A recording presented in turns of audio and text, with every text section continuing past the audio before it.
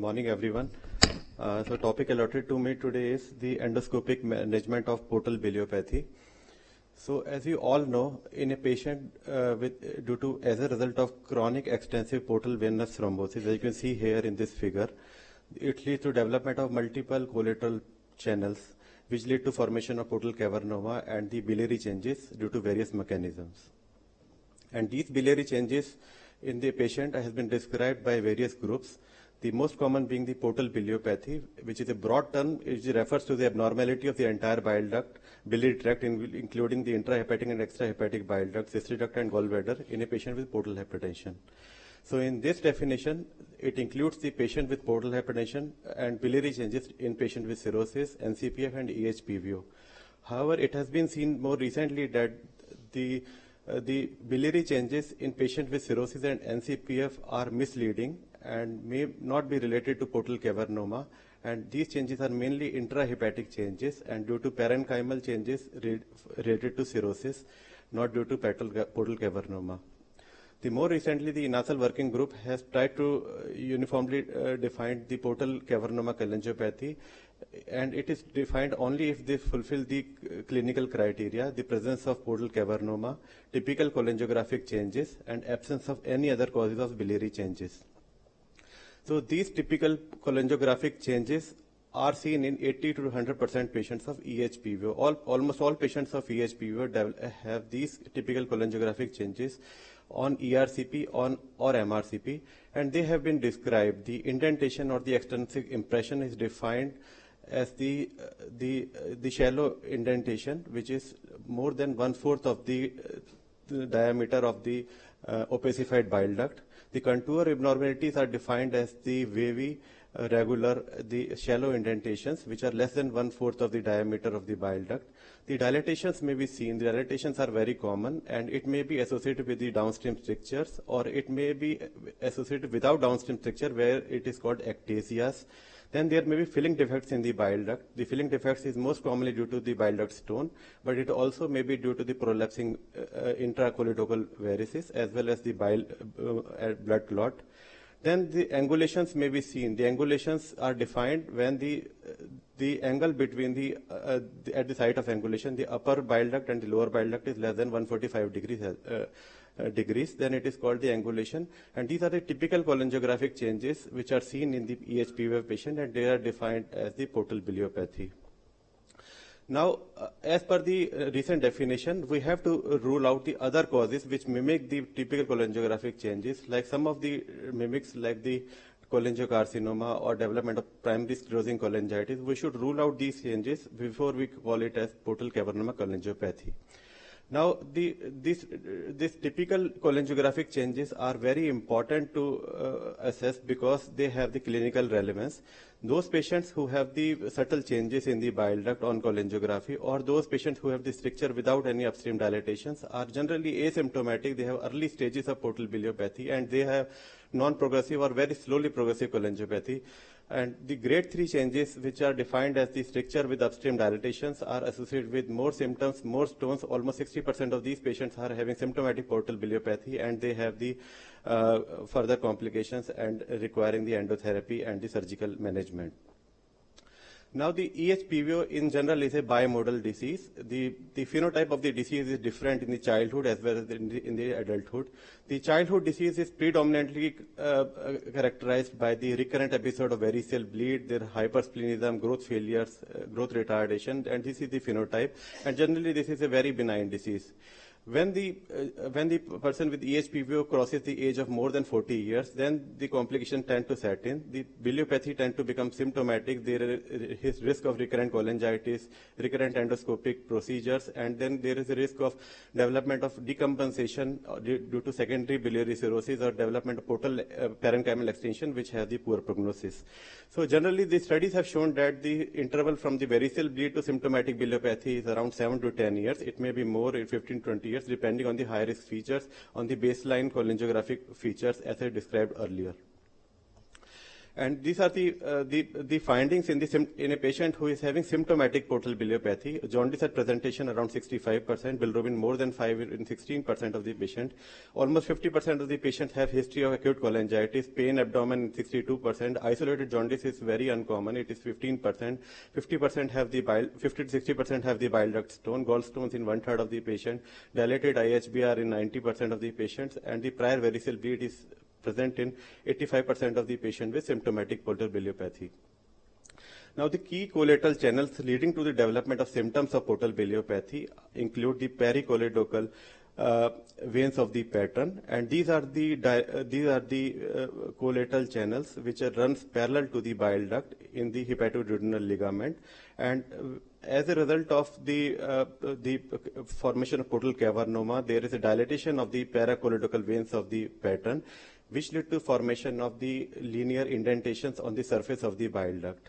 Other collateral, important collateral is the epicholedochal venous plexus of Sant, which form the mesh-like network over the surface of the bile duct.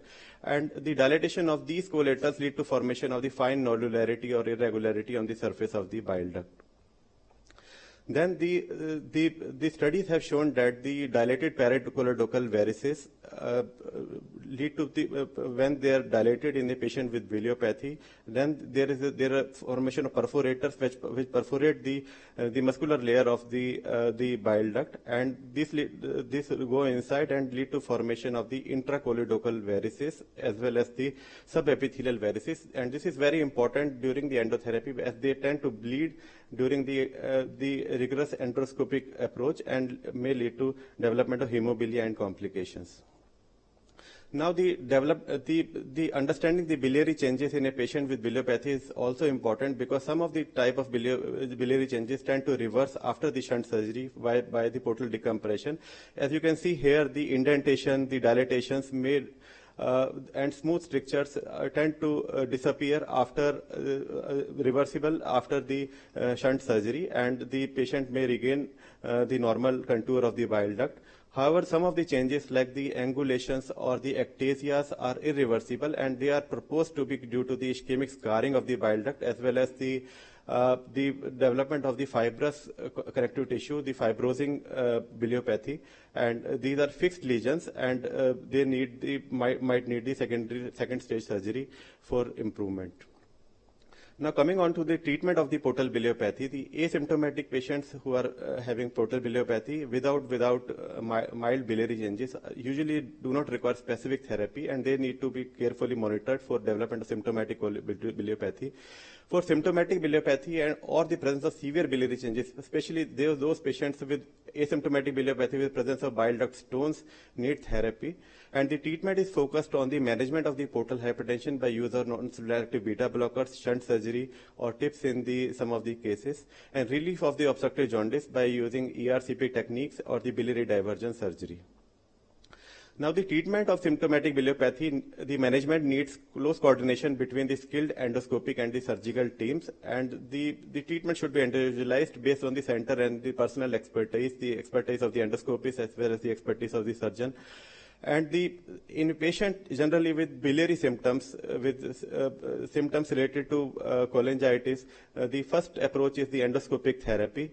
And after the symptoms, controlling the symptoms with endoscopic therapy, the second line of therapy is the surgery, which include most commonly the proximal sphenorenal shunt. And in those patients where there is failure of achieving the biliary obstruction by shunt surgery, or there is blockage or the thrombosis of the shunt, then the biliary diversion surgery or repeat endotherapy is the third stage. The other way is if there is no cholangitis, the shuntable vein is present, go ahead directly with the surgery, PSRS, and then in case with persistent biliary obstruction, then biliary drainage surgery. These are the two approaches, surgery first approach or the endoscopic first approach in the treatment of symptomatic biliopathy. So how to go ahead, whether to go ahead with surgery first or endoscopic first? The endoscopic first approach is always preferred in a patient with severe symptoms, patient with acute cholangitis, fever, pain, high jaundice, septic shock. In these patients, endoscopic approach is preferred. No shuntable vein for PSRS, and the symptomatic biliopathy, even though not severe symptoms but easy easy to access lesion like this stone, if there is small stone, soft stones, 1 or 2 stones, no impacted stones, and a small stricture in the lower bile ducts, then these patients should undergo endoscopic surgery therapy first. And the surgery first approach is seen in patient with mild symptom with complex stones, with large intrahepatic stones, with long complex stricture, which is not amenable to endoscopic therapy, or patient with asymptomatic biliopathy with other complications of EHPV like recurrent bleeds, and in patients with having the persistent symptomatic biliopathy, then the other approach is the direct biliary diversion surgery. And those patients with parenchymal extension, liver dysfunction, and ascites, then transplant is the option. Then what are the endoscopic treatments for biliopathy? The procedures involved are the endoscopic sphincterotomy, which should be done in all patients. The biliary stones management include the balloon catheter sweep, the Dormia basket or the mechanical lithotripsy, biliary for stricture dilatation with or without stent placement, and multiple stent bundle, or the fully covered self-expandable metal stent. For acute cholangitis, nasobiliary drain placement or plastic stents, and then the upcoming role of the covered self-expanding metal stent placement for resolution of the stricture. Then this sphincterotomy is the procedure which we commonly do in all patients when we do the endotherapy. It includes then this is the papilla of the bile duct, and we cut open the papilla by using the incision, and this is called sphincterotomy to get the access into the bile duct and to do the endotherapic procedures. And it has been seen that in patients with biliopathy, due to presence of the periampullary or the ampullary varices, there may be chance of bleeding while doing the sphincterotomy. Especially in these patients, there is a low platelet count due to hypersplenism, so we should correct the platelet count to more than 50,000 in these patients. And most of these recent studies have shown the no increased risk of sphincterotomy-related bleed in portal biliopathy, and most of the cases of the acute hemophilia are there during the stone extraction, stricture dilatation, or the stent removal. And the other way to approach the bile duct is to do the biliary sphincteroplasty by using inflating the balloon, but there is no data for this procedure in patients with portal biliopathy. Then coming to the biliary stone management by endoscopy, the biliary stones in portal biliopathy is more frequent. In symptomatic biliopathy, almost 2/3 of the patients have the biliary stones. Most commonly, these are the secondary pigmented stones, most commonly more frequent intrahepatic stones, and these patients with frequent intrahepatic stones have high chance of recurrent cholangitis and development of secondary biliary cirrhosis. The standard procedure is the sphincterotomy plus stone extraction. And the UDCA there is no control studies to say that UDCA has a role in the management of the biliary stones in portal biliopathy. Now, sometimes it is difficult to differentiate a filling defect, whether it is due to stone or the choledochal varix. So whenever we do the ERCP and do the cholangiogram, then we find a filling defect. We suspect these are stones, but sometimes these are not the stones, but these are the choledochal varix, which I said shown in the slides earlier. These are the prolapsing longitudinal choledochal varix, and which may be masquerade like a stone. And when we do the endotherapic procedures in these patients, then there may be massive hemophilia due to rupture of this choledochal varix. So the baseline MRCP should always be done. The MRCP gives the more hint regarding the presence of stone versus choledochal varix, and MRCP is also better to delineate the intrahepatic biliary changes as compared to the ERCP. And more recently, the EUS is also effective. When we do the procedure, the pre-procedure EUS may help guide in the presence of subepithelial and the intramural varix and the stone. So we have to do this procedure before doing the endoscopic ERCP procedure. Then which therapy to use for retrieval of the biliary stones in portal biliopathy? The study by Dhiman et al. Have shown that it is preferable to use the balloon catheter over the Dormia basket for removing the CBD stone to minimize the risk of biliopathy. Because the basket, if the varix comes in the way of the basket, then there may be varicose avulsion and massive hemophilia. The balloon rupture should be the balloon should be also used very carefully in patient with portal biliopathy. When we fully inflate the balloon, there is this the compression of the choledochal varix, and when we receive the balloon to the lower end, then these lower choledochal varix may rupture and lead to hemophilia. So what we should do is we fully inflate the balloon. Then while coming down, we should deflate the balloon to half and try to remove the stone. And when we use the basket, we grab the stone with basket, and while rolling the basket down, we should not keep it fully closed. Then we should keep it partially open and then come out, so that the chance of hemophilia decreases.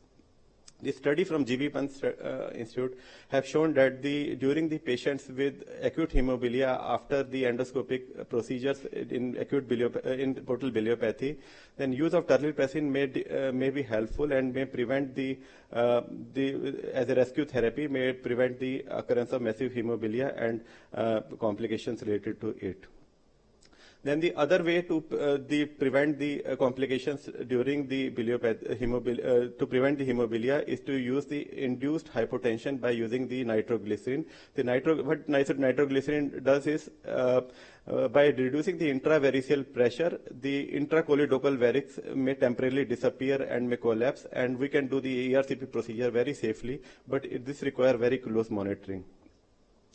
Then as compared to the plastic stent placement, the studies have shown that the self-expandable metal biliary stent for hemophilia in portal biliopathy may be more helpful in achieving the hemostasis, and it is better, provide the better tamponade and better patency as compared to the plastic stent, and it may be act as a salvage therapy and bridge to elective devascularization and the shunt surgery. Then there are very large intrahepatic stones, as you can see here in this cholangiogram, which are very difficult to manage with endoscopic approach. And the studies on the laser lithotripsy, the mechanical lithotripsy are very little in these patients. Moreover, this another cholangiogram which shows the stone over the stricture. Then this is very difficult to manage with the current endoscopic approaches. Then coming on to the management of the biliary stricture in the portal biliopathy, the ideal stricture to manage endoscopically is like this single small stricture, focal stricture in the common bile duct, which is ideal for endotherapic procedures like the stricture dilatation and stenting. The largest study include 10 patients with symptomatic portal biliopathy with small stricture, and they did the stricture dilatation and stenting.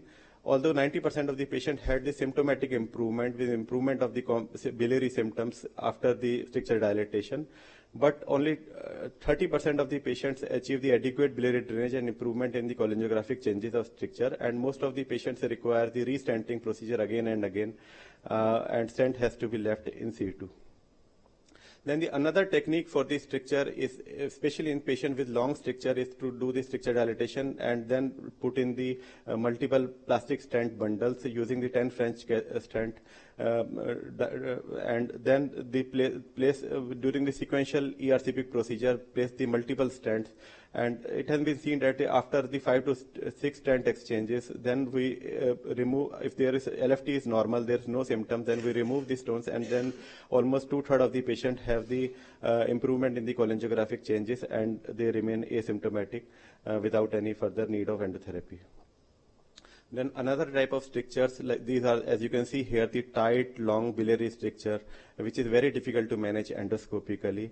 And these patients with multifocal stricturing disease in the portal biliopathy is very difficult to manage endoscopically, and this is where we go ahead with surgery first approach. Then the management of the acute cholangitis, which is common in a patient with portal biliopathy, we should not try too much. Do not try to remove these stones. Do not try to do the large sphincterotomy and the stricture dilatation, because in these patients there is high risk of hemophilia. Place 2 or more plastic stent. If patient requires the nasobiliary drain, can be placed. Occasionally during the stent removal, subsequently there may be chance of bleed, and it has been seen that even after the stent placement, there is a transient worsening of cholangitis in 15% of these patients. Then after the stabilization, after the endoscopic procedure, the portosystemic shunt surgery is the standard of the care, especially in those patients who have the shuntable veins. And the benefit of portosystemic shunt in all stages of portal biliopathy are regression of the biliary changes in early cholangiopathy, complete regression of the the biliary obstruction in 2/3 of the patients. Some of the patients requiring the second stage surgery procedure. The slowing down the progression of the biliopathy, they reduce the frequency of hemobilia in those who need endotherapy subsequently, and prevent the other complications related to EHPV like the recurrent variceal bleed. Then the issue is the significant symptomatic biliopathy. Many of the patients have no shuntable vein, so what to do next? The options include the direct biliary entry anastomosis without the shunt surgery, but it may be hazardous in presence of so many collaterals, cavernoma. There is high risk of bleeding, and the patient may die due to bleed during surgery, and there is recurrence of the symptoms in view of persistent portal hypertension. And the splenectomy and the devascularization have been tried, but long-term results are not known. And the repeated endoscopic procedure, repeated stent exchanges, with covered metal stent, the studies are there, but there is always a risk of stent blocks, cholangitis, secondary biliary cirrhosis in some of the patients. And this is the study published recently where in patient with symptomatic biliopathy with no shuntable veins, long-term outcome of repeated endoscopic management. And this study have shown that the stricture resolution is, even after the 5 years of follow-up, is only 15% of the patient have this stricture resolution, and the 15% of the patient developed, those who have no resolution of the stricture develop decompensation on the follow-up. So we need the alternative therapy. So other way is to use the fully covered self-expanding metal stent for portal biliopathy, especially in those patients with a small stricture in the bile duct. Then placing the fully covered self-expandable metal stent, keeping it for 4 to 6 months, have been shown to improve the cholangiographic features and the resolution of the stricture in some of the cases, although large studies are required. In some of the patients where there are no shuntable veins with symptomatic biliopathy, if we by puncturing the splenic pulp and going ahead with portal vein recanalization through the transsplenic route, and thereafter doing the TIPS procedure, some of the case series have shown that this procedure may be helpful to reducing the portal hypertension and the biliary changes in patients with symptomatic biliopathy. Then not all asymptomatic patients also require the endoscopic procedures. The endotherapy for variceal bleed, for ectopic variceal bleed may be required in patient even in asymptomatic portal biliopathy. So to summarize, there are difficulty and challenges on ERCP in portal biliopathy, bleeding during sphincterotomy and the ampullary and periampullary varices, bleeding from the choledochal varices during the endoscopic procedure, multiple strictures, stones above stricture, intrahepatic stones, recurrent biliary stent blocks, cholangitis, coagulation, and the hypersplenism, low platelet count. These are the challenges we face in our day-to-day practice for ERCP in portal biliopathy.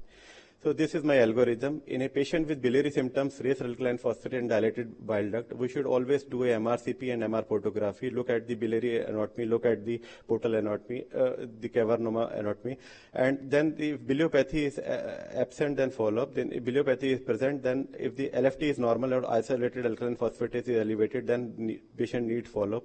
If there are biliary symptoms or biliary obstruction, then if available, the EUS with Doppler to look for the intracholedochal and subepithelial varices should be done.